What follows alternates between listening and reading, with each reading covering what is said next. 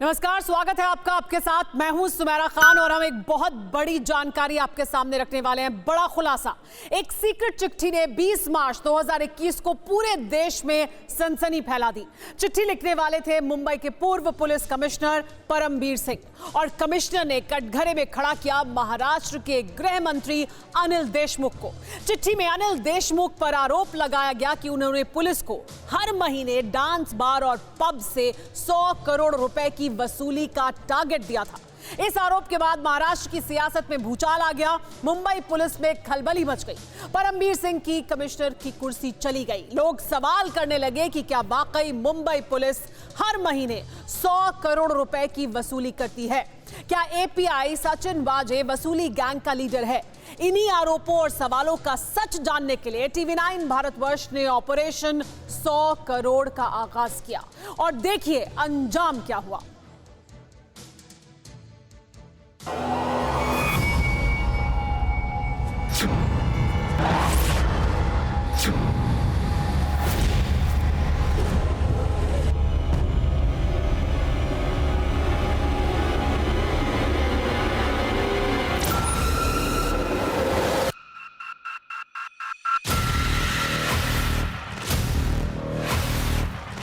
रंगीन महफिलें,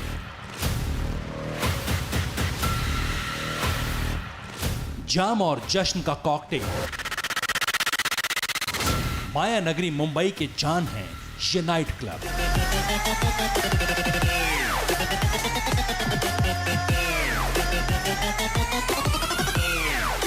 चमक दमक की ये दुनिया उतनी भी हसीन नहीं जितनी नजर आती है। ये जरिया है काली कमाई का, ये जरिया है वर्दी वालों की अवैध वसूली का।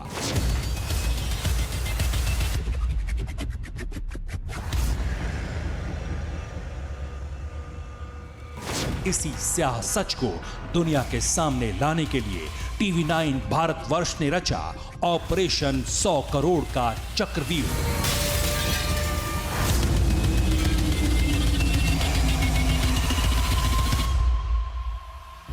हमारे अंडरकवर रिपोर्टर्स उसी दिन से ऑपरेशन 100 करोड़ के मिशन में जुट गए थे जिस दिन मुंबई पुलिस के पूर्व कमिश्नर परमबीर सिंह के लीक हुए लेटर में 100 करोड़ रुपए की वसूली का सनसनीखेज आरोप महाराष्ट्र के गृह मंत्री पर लगाया गया।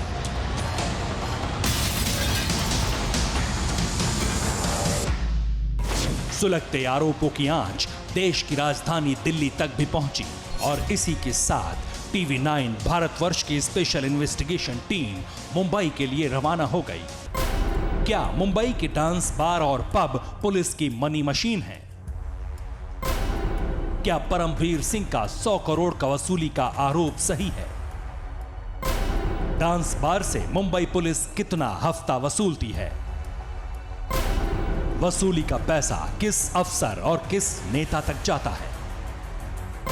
कोरोना में पब और बार किसके हुक्म पर चल रहे हैं? ऑपरेशन 100 करोड़ का ताना बाना बहुत सावधानी के साथ बुना गया। TV9 भारतवर्ष की टीम अपने खुफिया कैमरे के साथ मुंबई के हर उस इलाके में पहुंची, हर उस डांस बार, पब और हुक्का बार में दाखिल हुई जो अपनी नाइट लाइफ के लिए मशहूर है, जो पुलिस की कमाई का जरिया है। हमारा एक ही टारगेट था, 100 करोड़ की वसूली के आरोप के तह तक जाना, हकीकत का पर्दाफाश करना, पता लगाना कि पुलिस कैसे अवैध वसूली रैकेट चलाती है। और यकीन मानिए, जैसे ही हमारी पड़ताल आगे बढ़ी, एक ऐसा खुलासा हुआ कि हम सन्न रह गए। करके हम लोग को 8-9 लाख का हिस्सा आ रहा था। मतलब अब वो CP का 2 लाख छोड़ो, हो जाएगा तो 7 बोले तो इसमें सब आ गए। कैसा तो जो इनकम लोग का, खबरी लोग का और दूसरा एक्साइज का और एसएस बैंक के भी बंदे बोलते हैं, एसएस बैंक बंद हो रहा है। फिर अभी और कम हो जाएगा। पहले 7 के हिसाब से उसमें नाइट चार्ज भी आएगा।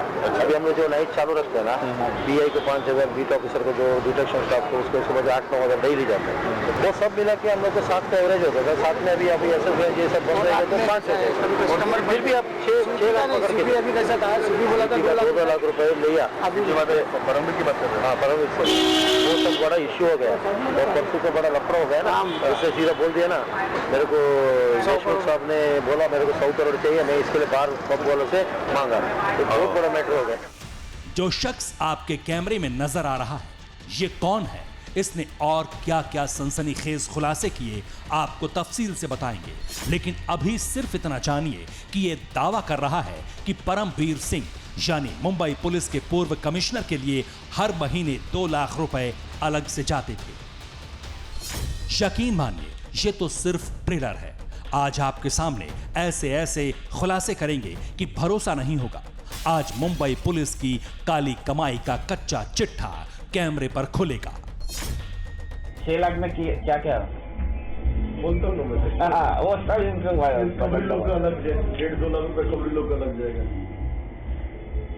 7 लाख रुपए आपको हर साल का लाइसेंस फीस भरना है, 50,000 रुपए कलेक्टर टैक्स भरना है आदमी लोग का अलग।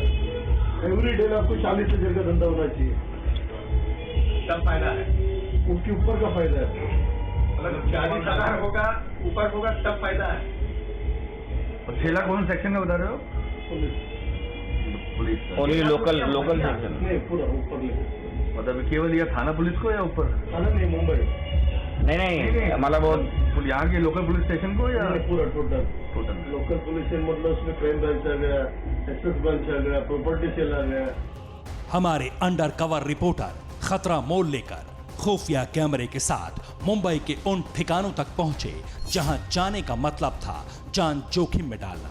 ऐसे ही एक अड्डे पर हमें उस शख्स के बारे में हैरान करने वाली जानकारी मिली जिसे 100 करोड़ के वसूली गैंग का सरगना कहा जाता है, यानी मुंबई पुलिस का एपीआई सचिन वाजे। अभी वो वाजे की वजह से बहुत मैटर गर्म हो गया। वो अब मेरे को जमीन बोलो, व्यवहार करके आया, व्यवहार किया, और जिस दिन अरेस्ट हुआ ना उसके 2 दिन पहले मैसेज किया हाँ वाजे को पार्सल मिल गया ऐसा? नहीं, एक स्टेटस रखा था, उसको कमेंट डाला भाई। अच्छा, बातचीत होते रहते थे अब व्यवहार लेती देती करते अब तो ठीक है ना, क्या करते। जब लिया तो भाई तुरंत गया ना, मेरे भाई का मेहनत का पैसा है। सचिन वाजे का वसूली नेटवर्क कैसे काम करता था, मुंबई के किस डांस बार से कितने रुपयों की उगाही होती है, अवैध वसूली की पाई किस किस तक पहुंचती है, कैसे डांस बार में पैसे के दम पर पुलिस की शह पर कोरोना काल में कानून की धज्जियां उड़ रही हैं, सब कुछ आप कैमरे पर मैं सबूत देखेंगे।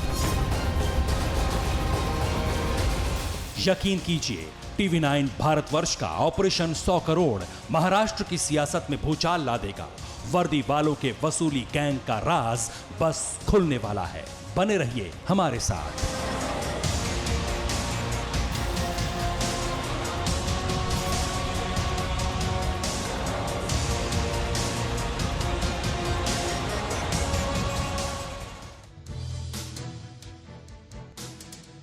करोड़ की वसूली का मुद्दा आज भी गर्म है। महाराष्ट्र की सियासत में आरोप प्रत्यारोप का दौर चल रहा है।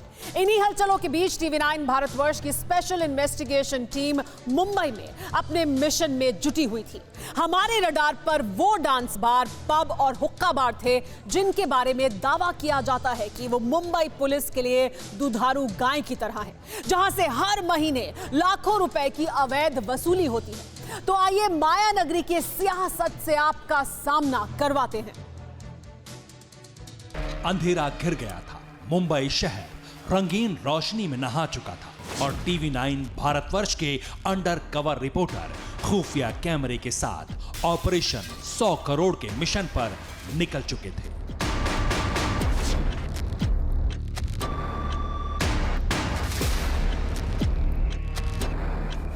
होमवर्क के दौरान हमें बताया गया कि मुंबई के पॉश इलाके अंधेरी ईस्ट में कई ऐसे हाई फाई डांस बार हैं जहां से मुंबई पुलिस मोटी वसूली करती है।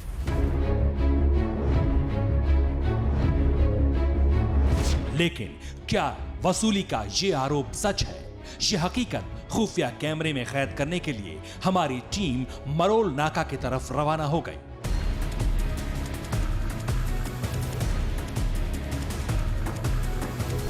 थोड़ी ही देर में हम रूबी बार के सामने थे, लेकिन अंदर जाकर पुलिस की वसूली के बारे में जानना इतना भी आसान नहीं था। लिहाजा हमारे अंडरकवर रिपोर्टर एक लोकल एजेंट के साथ बार के खरीदार बनकर यहां पहुंचे थे। सबसे पहले हमें ग्राउंड फ्लोर पर लाया गया, जहां बार चलता है, और इसी फ्लोर के ऊपर डांस बार भी था। यहाँ हमारे सोर्स ने बार मैनेजर से हमारी मुलाकात करवाई, ये कहकर कि हम दोनों फ्लोर खरीदना चाहते हैं, लेकिन डील से पहले हमने दोनों बार दिखाने की शर्त रखी तो बार मैनेजर बिना ना नुकुर किए तैयार हो गया।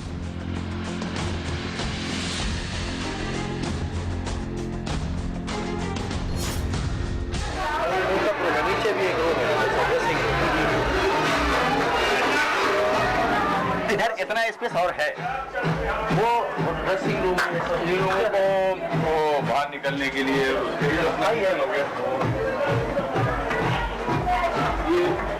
ऊपर के लिए पीछे रहना। हाँ आइए। लॉक किया क्या? हाँ लॉक। चाबी लेके जाइए। 2 मिनट। वो किधर क्या लॉक करके रखते हैं? अच्छा इधर से भी स्पेस है ना सीट का? अच्छा पुलिस वाला पीछे से भी आ सकते हैं। वो ये लोग ध्यान नहीं देते हैं, अगर कोई बाहर से आके इधर अंदर आ जाएंगे तो। हाँ वो तो सारी सेफ्टी रखनी होगी ना।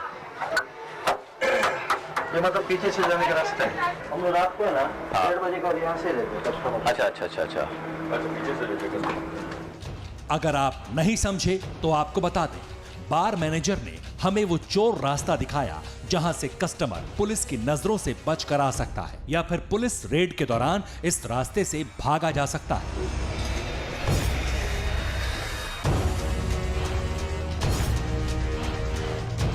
बहरहाल अगले चंद मिनट में हमारे रिपोर्टर खुफिया कैमरे के साथ डांस बार के अंदर पहुंच गए। कोरोना काल में जिस बार में 4 लड़कियों की इजाजत है, वहां पर उससे कहीं ज्यादा लड़कियां मौजूद थीं। हम हैरान थे कि जिस मुंबई में कोरोना कहर ढा रहा है, वहां भीड़ जुटी हुई थी, न मास्क न किसी को सोशल डिस्टेंसिंग का ख्याल था। बहरहाल हम जानना चाहते थे कि जब सरकार की तरफ से 4 लड़कियों को डांस बार में रखने की परमिशन है, तो फिर इतनी लड़कियां यहां कैसे हैं? इस सवाल का जवाब हमें डांस बार से बाहर निकलकर मिला, जब हमने बार मैनेजर से आगे की बातचीत शुरू की। आप भी सुनिए। इसमें लड़के कितने अलाउड है? लड़की रख सकते हैं। सेक्शन के ऊपर है, सेक्शन के ऊपर है, सेक्शन और बाकी बार सब लोग है ना। लड़की और टाइमिंग का कोई दिक्कत नहीं होगा? क्या है, अभी हम लोग को देखो अच्छा कस्टमर रहेगा ना, हम लोग चालू रखते हैं, बोल के करना पड़ता है। मतलब नाइट पे को बोलना पड़ता है मैं रख रहा हूँ, लगेगा तो उसको 5,000 रुपये देना पड़ता है। ठीक है। और कोई डिटेक्शन स्टाफ है सब बोल के वही 7, 8, 9 हज़ार ऐसे जाते हैं। जिससे नहीं रखेगा तो नहीं जाएगा, बराबर टाइम पे बंद करेगा ना। तो वही पूछा टाइम क्या, एक्चुअल टाइम क्या? टाइमिंग अभी तो देखो गवर्नमेंट के हिसाब से जो पहले का टाइमिंग था ऑर्केस्ट्रा का 1:30 बजे, वो नहीं मिला अभी तक। अभी ये पुलिस वाला ने दिया टाइम 1 बजे तक। अच्छा 1 बजे बंद करके 1:30 के अंदर शादी करो। मतलब उसी के लिए वो पैसा ले रहा है? लड़के हाँ 1:30 बजे के बाद हम लोग रखना चाहिए, तो उसके लिए फिर अलग से देना होगा, फिर अलग से देना होगा। और लड़के कितने अलाउड है?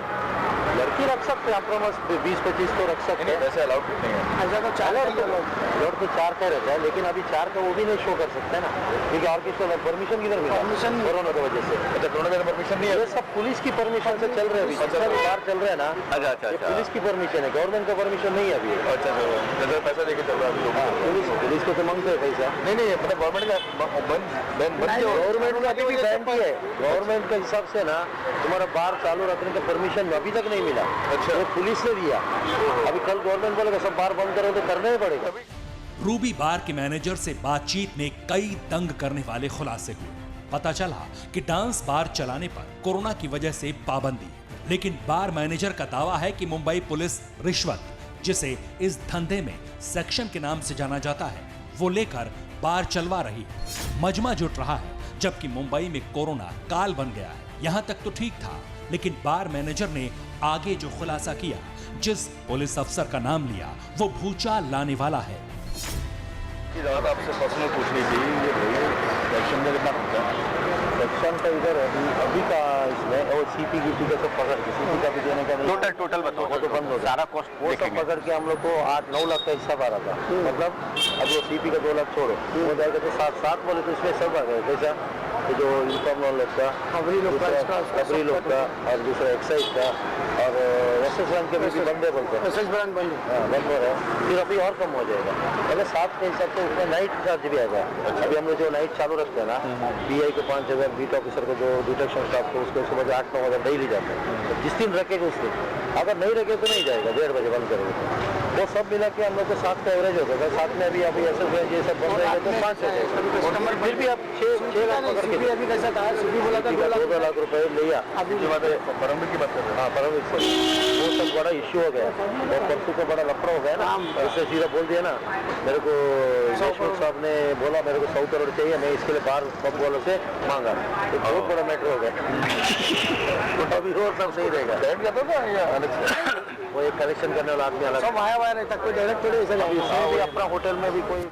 पूर्व पुलिस कमिश्नर परमवीर सिंह का नाम सुनकर हमें पहली बार में भरोसा ही नहीं हुआ, लेकिन बार मैनेजर का दावा है कि हर महीने 2 लाख रुपए पूर्व पुलिस कमिश्नर परमवीर सिंह के लिए जाते थे। मगर 100 करोड़ के लेटर कांड के बाद 2 लाख रुपए की वसूली बंद हो गई। लिहाजा डांस बार चलाने का हर महीने का खर्चा 2 लाख रुपए कम हो गया है, लेकिन फिर भी 6 लाख रुपए बतौर रिश्वत पुलिस को देने ही पड़ते हैं। हालांकि टीवी9 भारतवर्ष बार मैनेजर के दावों की पुष्टि नहीं करता, लेकिन अगर ऐसा वसूली गैंग चल रहा है तो ऐसे पुलिस वालों पर सख्त कार्रवाई होनी ही चाहिए। वैसे आपको बता दें कि 100 करोड़ वसूली वाला खुलासा खुद मुंबई पुलिस के पूर्व कमिश्नर परमवीर सिंह ने ही किया था। इसी खुलासे के बाद टीवी9 भारतवर्ष ने ऑपरेशन 100 करोड़ का प्लान बनाया और बार मैनेजर जिस तरह के दावे कर रहा है, अगर वो सही है तो ये इशारा है कि 100 करोड़ की वसूली के आरोपों में कहीं ना कहीं दम है। हालांकि 100 करोड़ वसूली कांड की जांच शुरू हो चुकी है और सच बहुत जल्द सामने आएगा, लेकिन टीवी9 भारतवर्ष के खुफिया कैमरे में मुंबई पुलिस पर जो संगीन इल्जाम लगे हैं वो बेहद सनसनीखेज है और इसका अगला सिरा आपको और भी तंग करेगा। तो बने रहिए हमारे साथ, देखते रहिए ऑपरेशन 100 करोड़। मुंबई से टीवी9 भारतवर्ष के लिए उमेश पाटिल के साथ फारूक निवाजी की रिपोर्ट।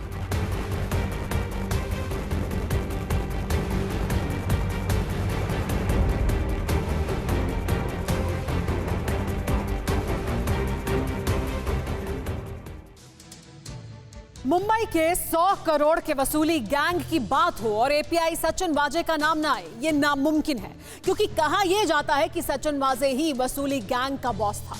बड़े बड़े आईपीएस अधिकारियों को भाव नहीं देने वाले सचिन वाजे के इशारे पर ही मुंबई के 1700 से ज्यादा बार और पब से हफ्ता वसूली चलती थी, करोड़ों की काली कमाई जुटाई जाती थी। लिहाजा ऑपरेशन 100 करोड़ के तहत टीवी9 भारतवर्ष के अंडरकवर रिपोर्टर्स की कोशिश थी कि वो सचिन वाजे के बारे में कुछ जानकारियां जुटा सके। यकीन मानिए, थोड़ी सी मेहनत के बाद हमें सचिन वाजे के बारे में कुछ ऐसी बातें पता चली जिसे सुनकर आपको भरोसा हो जाएगा कि वाजे के वसूली गैंग के बारे में जो खबरें सामने आ रही हैं वो कहीं ना कहीं सच्चाई के बेहद करीब लगती हैं। खुफिया कैमरे से लैस टीवी9 भारतवर्ष की टीम मरोल नाका के रूबी बार से निकल चुकी थी, क्योंकि हमारी अगली मंजिल था गोरेगांव का फेलिया हुक्का बार। हमारे अंडर कवर रिपोर्टर यहां भी बार के खरीदार बनकर पहुंचे थे। यहां पर हमारे साथ मौजूद बिचौलिए ने हमारी मुलाकात हुक्का बार के मैनेजर से करवाई।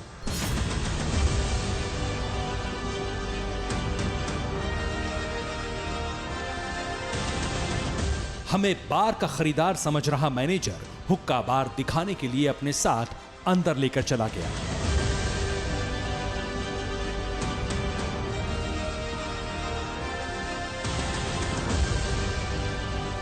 हम देखकर हैरान थे कि कोरोना काल की गाइडलाइंस का यहां पालन नहीं हो रहा था।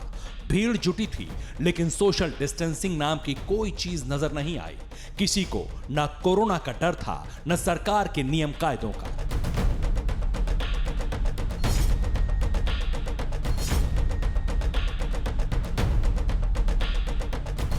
थोड़ी देर हुक्का बार में घूमने और देखने के बाद हमारी टीम बार मैनेजर के साथ बाहर निकल आई ताकि बातचीत का सिलसिला आगे बढ़ाया जा सके।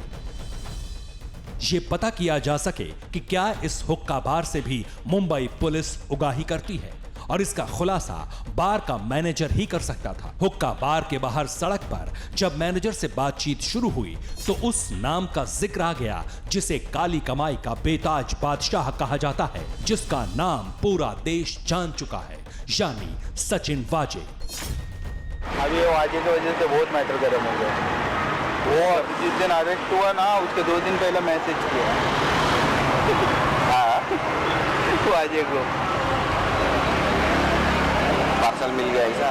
नहीं एक स्टेटस रखा था, उसको कमेंट डाला भाई। अच्छा, बातचीत होते रहते थे। अब व्यवहार लेती देती करते हैं तो ठीक है ना, क्या करते। जब लिया तो भाई तुरंत गया ना, मेरे भाई का मेहनत का पैसा है। हुक्का बार के मैनेजर ने खुलासा किया कि उसकी सचिन वाजे से अक्सर बातचीत होती रहती थी, यहां तक कि गिरफ्तारी से 2 दिन पहले भी इसकी चैटिंग हुई थी और पैसों का लेन देन भी होता था। लेकिन इससे भी ज्यादा सनसनीखेज खुलासा मैनेजर ने आगे किया। ऐसे CIU अलग था, CIU बंद हो गया, वाजे CIU में था, वो पैसा पूरा 1 नंबर जा रहा था। हाँ, ये जो CIU का पैसा था ना वो 1 नंबर जा रहा था। परमवीर सिंह और उसका 2 नंबर मिल गया, इसके लिए बोला ना 100 करोड़।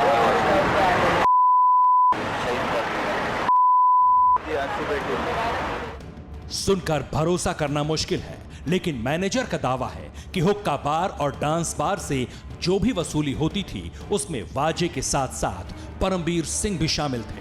लेकिन सवाल यह है कि वसूली कैसे होती थी, क्या वाजे रकम लेने आता था? इस सवाल का जवाब भी बार मैनेजर ने दे दिया, सुनिए। इधर खुद आया था? नहीं, खुद नहीं आता था। तो बोल रहा बोले कि एक बार होटल के साथ उसका बंदा था ये विपिन चौहान, उसका तो करता धरता वही था। और एक काजी था, काजी लेकिन ज्यादा पिक्चर में आता नहीं था, मेन आदमी उसका काजी, वो भी मेरे ख्याल से उसको भी लिया है। सुना आपने, दावा है कि एपीआई सचिन वाजे ने बार और पब से वसूली के लिए बाकायदा अपने 2 गुर्गे रखे हुए थे, जिनमें से एक का नाम है रियाजुद्दीन काजी, वही काजी जिसका नाम 100 करोड़ के वसूली केस में शामिल है। बहरहाल सचिन वाजे को मुंबई का बेताज बादशाह क्यों कहा जाता है, ये सच भी हमारे खुफिया कैमरे में कैद हो गया। वो कुछ प्लांट छोड़ेगा नहीं का, क्यों मालूम है? ये भाई ना IPS लोगों को फाटे पे मार रहा था। हाँ, अभी समझो अगर सूर्य प्लांटे बुला रहा है ना उसको तो बोलेगा मेरा आदमी आ रहा है, इसको बुलाया ना तो बोलेगा मेरा आदमी आ रहा है, उसके बाद ऐसा इकड़ी किसी ऑफिस में 4था माला पूरा उसका था। हाँ, 2 बार मिल के आया भाई। बार मैनेजर के मुताबिक सचिन वाजे बड़े बड़े IPS अधिकारियों को भी ठेंगे पर रखता था, बुलाने पर मिलने तक नहीं जाता था। उसका रुतबा पुलिस ऑफिस में खुद इस शख्स ने देखा है। इसी बातचीत के दौरान वो राज भी खुल गया कि अगर किसी ने वाजे को रकम देने में आनाकानी की तो वो उसे बर्बाद कर देता था। मेरे फ्लेवर है ना जो का फ्लेवर वाला, अग्रवाल, हाँ, अब उसके हाथ में काम चालू है मेरा। हाँ, उसके हाथ से बेटी उतार दी वाजे। एक गोदाम सील किया, 2 गोदाम में हर्बल दिखा के बार मैनेजर का दावा है कि हुक्का फ्लेवर बेचने वाले एक कारोबारी से वाजे ने न सिर्फ 80 पेटी यानी 80 लाख रुपए हड़प लिए, बल्कि रेट डालकर उसका गोदाम तक सील करवा दिया। बताया जाता है कि अगर वाजे को किसी हुक्का बार, डांस बार या पब से मन मुताबिक रकम नहीं मिलती थी तो वो सीलिंग करवा देता था, और ऐसा शायद इसलिए करता था ताकि बार मालिकों के बीच वाजे का टेरर बरकरार रहे और उसका वसूली गैंग चलता रहे। बहरहाल वाजे कानून के शिकंजे में है और TV9 भारतवर्ष का ऑपरेशन 100 करोड़ उसके गुनाहों का सबूत साबित हो सकता है, जो सचिन वाजे के काले साम्राज्य के अंत की वजह बन सकता है।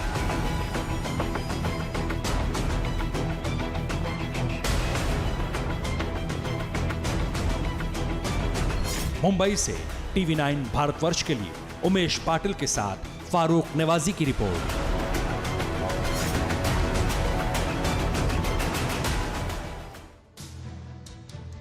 ऑपरेशन 100 करोड़ में अब तक आपने उन दोनों नामों के बारे में दंग करने वाले दावे सुने जो सवालों के घेरे में हैं। पहला नाम मुंबई पुलिस के पूर्व कमिश्नर परमवीर सिंह का और दूसरा नाम है सचिन वाजे का। लेकिन अभी 100 करोड़ के वसूली गैंग से जुड़ी तहकीकात खत्म नहीं हुई है। TV9 भारतवर्ष की अंडरकवर टीम के सामने चैलेंज था मुंबई पुलिस की काली कमाई का पूरा बही खाता खोलने का। चैलेंज था पाई पाई का हिसाब किताब सामने लाने का। चैलेंज था ये बताने का कि हर महीने किस बार और पब से कितना कलेक्शन होता है और कैसे कोरोना काल में सारे नियम कानूनों की धज्जियां पुलिस के इशारे पर उड़ रही हैं। चलिए ऑपरेशन 100 करोड़ का अगला चैप्टर खोलते हैं। ऑपरेशन 100 करोड़ के तहत जिस तरह की जानकारियां हमारे सामने आ रही थी वो हैरान कर रही थी। हम जिस भी डांस बार या पब में गए हर किसी ने यही दावा किया, यही आरोप लगाया मुंबई पुलिस पर कि मुंबई में अगर धंधा करना है तो पुलिस को मोटा माल देना ही पड़ेगा। ऐसे ही दावों को और पुख्ता करने के लिए TV9 भारतवर्ष की टीम खुफिया कैमरे के साथ मुंबई के मलाड इलाके की तरफ निकल पड़ी। हमारा टारगेट था मलाड का काका बार। इस बार में भी हम कारोबारी बनकर पहुंचे थे। हमारे साथ जो बिचौलिया था उसने बार मालिक से हमारी मुलाकात करवाई। अब तक हमें लोग ये बता चुके थे कि बार चलाने के लिए पुलिस को हफ्ता देना पड़ता है, लेकिन हमने हर चीज से अनजान बनकर काका बार के मालिक से पूछा कि अगर बार चलाना है तो कितना खर्च रिश्वत में होगा। बातचीत सुनिए, आपको अंदाजा हो जाएगा मुंबई पुलिस का वसूली गैंग कैसे चलता है। अरे मेरा फ्रेंड बोलेंगे छोटे जब 4 लाख सादा लाना सादा। 4 लाख रेंट बोलेगा, 6 लाख रुपए सेक्शन जाएगा आपका। 6 लाख में क्या क्या बोलता हूँ ना मैं, वो कबड्डी लोग का अलग है, 1.5-2 लाख रुपए कबड्डी लोग का लग जाएगा। 7 लाख रुपए आपको हर साल का लाइसेंस फीस भरना है। 50,000 रुपए कलेक्टर टैक्स भरना है आपको। आदमी लोग का अलग। एवरी डे आपको 40,000 का धंधा होना चाहिए, तब फायदा है। उसके ऊपर का फायदा है।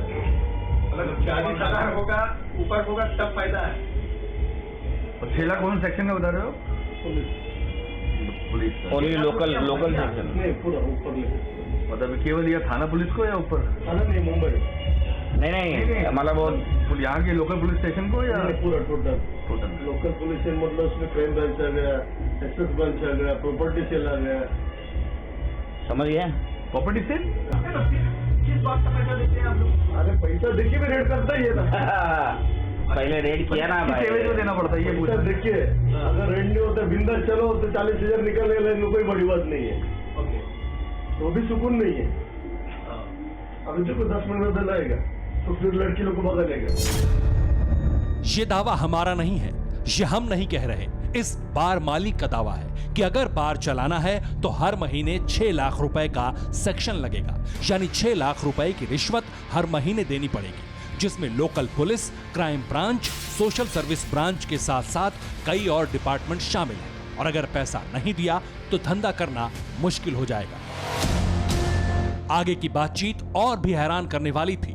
मुंबई कोरोना से त्राहिमाम कर रही है, नाइट कर्फ्यू है, 4 से ज्यादा लोगों के जुटने पर मनाही है, लेकिन आरोप है कि पैसे के लिए मुंबई पुलिस कोरोना विस्फोट के हालात बना रही है। कैसे? सुनिए और समझिए। नहीं तो कितनी लड़कियां अलाउड है? 4 लड़की, वो भी अभी 4 लड़की भी नहीं है। अच्छा, कोविड में अभी सडनों को बस अलाउड ही नहीं है। अभी अलाउड ही नहीं है एक भी लड़की। अभी जो लड़की रखता है वो रोज का 5 रुपया लग जाता है। जो नाइट पे है उसको 2,500 रुपये है, जो ड्राइवर ऑपरेटर है उसको अलग है, और जो बीट ऑफिसर है उसको अलग है। टोटल 5 रुपये। आपका धंधा हो या नहीं हो, वो लोग को लेना देना ही नहीं है। पैसा देने 5,000 फिक्स है पर डे। वो अलग है, वो इसमें नहीं है 6 लाख में आपका। मतलब वो 1.5 लाख हो गया है अलग। ये जो कमा रहे हैं आप उसके लिए लेडीज लोअर अच्छा 3-4 साल पहले तक। जय महाराष्ट्र साहेब कुठे आहे तुम्ही? और जय पंजाब नाही, जय महाराष्ट्र। टैक्स का लाइसेंस मिल गया आपको, सुप्रीम कोर्ट ने टैक्स का लाइसेंस दे दिया। उसके बाद वो पैसा बचेंगे, इसलिए सेक्शन सीधा आपका 3 लाख होएगा, 6 लाख। नहीं तो बाहर का तो लाइसेंस ऑलरेडी गवर्नमेंट ने तो दिया है ना भाई। बाहर का है ना, बाहर का है, ऑर्केस्ट्रा का नहीं है। अच्छा, अभी आपका जैसे जो बार है, मतलब जो लड़कियां डांस कर रही है, इसका लाइसेंस नहीं, इसी का पैसा जाता है। और लड़की जो भी था तब भी 4 लड़की के अलाउड था। ओके, और 4 लड़की लोग धंधा नहीं कर सकते। इस बातचीत का लबोलुआब ये है कि हर महीने 6 लाख रुपए का हफ्ता देना पड़ता है, और अगर डांस बार में तादाद से ज्यादा लड़कियां हैं और एक्स्ट्रा टाइम तक बार खोलना है तो हर रोज 5,000 रुपए अलग से देने होंगे, यानी महीने के 1.5 लाख रुपए। उसके बाद जो चाहे करो, ना कोरोना का डर, ना गाइडलाइंस की परवाह, ना पुलिस का खौफ। कितने बजे तक चलने का आदेश है? अभी 9 बजे तक बंद। गवर्नमेंट का रूल 9:30 बजे ऑर्केस्ट्रा बंद होना चाहिए। उसके बाद तुम दारू पी लो। उसमें दिक्कत नहीं है, लेकिन 10 बजेगा अभी तो नहीं, मैं तो 1:30 बजे का, 1:30-2 बजे का बंद नहीं करता। बाइक का रिले चलता उसके है। तो पैसे देते हैं आपको। तो 6 लाख रुपए सारी बातें सब हो जाता है, या उसके अलग से देने पड़ते हैं? नहीं, उसमें नंबर है। लेकिन बहुत पैसा वो बता रहा था, एसओएस ब्रांच का अलग से देना पड़ता है, इसके अलावा भी एसएस बैंक के महीने 2 लाख रुपए। महीने 2 लाख रुपए। ये सोशल क्या बोलते हैं इसको? Social service bank. Social service branch. भाई हुक्का वाले को अलग है ना? सेम, सबको 2-2 लाख रुपए। जो बड़ा होटल है उसको 3 लाख रुपए। मतलब साफ है, मुंबई पुलिस को चढ़ावा चढ़ाओ और फिर रात को 1 बजे तक, 2 बजे तक बेखौफ होकर डांस बार ऑपरेट करो, जबकि बार मालिक के मुताबिक रात 9 बजे के बाद बार बंद करने का आदेश है। लेकिन आरोप है कि पुलिस खुद पैसे लेकर कानून तोड़वाती है। आगे सुनिए। अभी तो फिर भी ठीक है, बार मालिक का दावा है कि उसने तो लॉकडाउन में भी बार खोला था। लॉकडाउन में पैसे ले जाते थे पुलिस वाले, मुंबई पुलिस। लॉकडाउन में, मैं तो लॉकडाउन में भी चलाया। लॉकडाउन में अरे भाई ये भाई बैठने के हॉल है ना, ये अपन जिधर बैठे हैं ना, उसके लास्ट तक वीआईपी है और वो साउंड प्रूफ है। अच्छा, हम लोग जब बार बैठता था, अंदर काम चालू रहता था। तो वो सिलेक्टेड कस्टमर होंगे जो रेगुलर आते होंगे, पैसे वाले नहीं होंगे। नहीं, रेगुलर लोग तो नहीं लेते था, और डील करके लाता था, कम से कम 2 लाख रुपए उड़ाने का। हैरानी होती है इस बार मालिक का दावा सुनकर कि जब सारे देश में लॉकडाउन था, कोरोना फैल रहा था, उस दौरान भी ये पुलिस को पैसा देकर बार चला रहा था, यानी कोरोना फैला रहा था, और आज भी पुलिस की मिलीभगत से कोरोना स्प्रेडर का काम कर रहा है। इस स्याह सच को कैमरे में कैद करने के बाद हमारी टीम यहां से बाहर निकल गई, अगली मंजिल की तरफ। इलाका ठाणे के मीरा भाईंदर का प्राइम बार था। प्राइम बार के मालिक ने भी वसूली गैंग के कारनामों पर मुहर लगाने का काम किया खुफिया कैमरे पर। ऐसा है ना भाई, अभी हम लोग सेक्शन अच्छे ही देते, मेरे भाई थोड़ा ज्यादा ही देते फिलहाल। Okay. देखा जाएगा तो 3-3.5 है इधर अंदर, मेरा भाई 4 भी जाते हैं, कभी 4.5 भी जाते हैं। अभी तक कितना है? तो अपने को सेक्शन मतलब क्या होगा ये तो बताओ पहले। सेक्शन मतलब ऊपर से लेके नीचे तक समझो, साथ में खबरी लोग भी कुछ थोड़ा बहुत उन लोगों को भी दिया जाता है। सेक्शन मतलब क्या, पुलिस वाले की बात कर रहे हो आप? हाँ। नहीं, रिलेशन लगेगा तो तो बिना उनके बिना धंधा नहीं कर सकते ना, सीधी सी बात है। नहीं, जैसे मैंने सुना था ना कि क्राइम ब्रांच का अलग है, एसओएस कोई हाँ ब्रांच। सब अलग है, वो मांगता आपको डोल दूं, मैं मांगता तो भाई से मांग कर हाँ, बताओ ना आप उसके बारे में। भाई को भेज दूंगा वो तो एसपी बीसपी सबका रहेगा ना। सब अलग अलग डिपार्टमेंट, उससे तो बोलना 3.5-4 तक जाता है। कोई फायदा क्या होता होगा इसमें? अभी ऐसा एक दर्द जो है ना लेडीज बार का, अभी कैसा हो गया, लीगल नहीं, थोड़ा नाम के लिए हो गया है, पहले जैसा कम ही नहीं रहा। कितनी लड़कियां अलाउड है?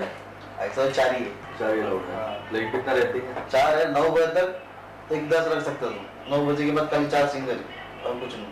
अच्छा, अभी तो वही भी नहीं है, कभी चाय रखना फिलहाल, जब तक हमारे दाते साहब जाएंगे नहीं, पता नहीं क्या होगा।